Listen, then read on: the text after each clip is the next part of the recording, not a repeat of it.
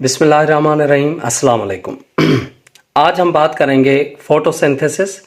Photosynthesis, the process of photosynthesis. इसमें दो steps होते हैं। एक होता है लाइट रिएक्शन, इसे हम कहते हैं लाइट डिपेंडेंट रिएक्शन, और दूसरा होता है डार्क रिएक्शन। डार्क रिएक्शन हम अगले लेक्चर में स्टडी करेंगे। आज हम बात करेंगे the first step, that is light reaction.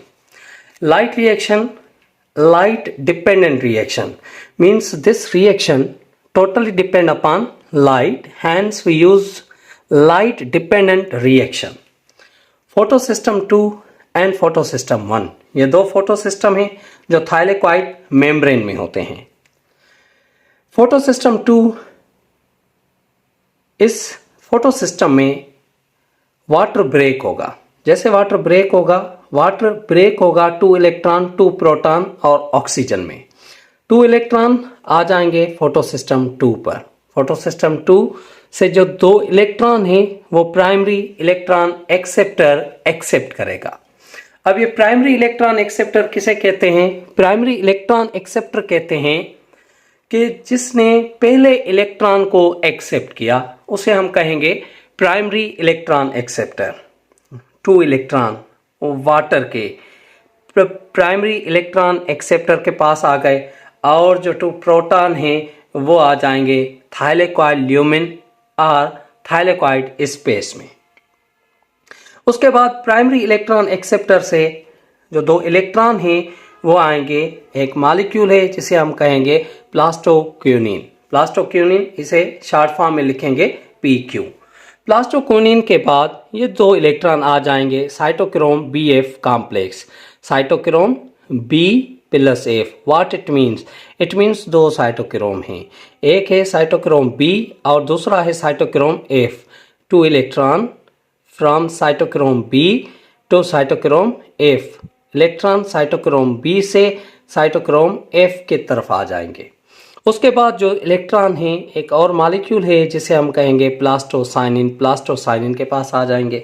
Plastocyanin के बाद ये 2 इलेक्ट्रॉन आएंगे PS1, इट मीन्स फोटोसिस्टम 1 के पास। फोटोसिस्टम 1 से 2 इलेक्ट्रॉन फिर ट्रांसपोर्ट होंगे प्राइमरी इलेक्ट्रॉन एक्सेप्टर के पास। Primary electron acceptor of photosystem 1। Primary electron acceptor के बाद आएंगे फिरोडॉक्सिन।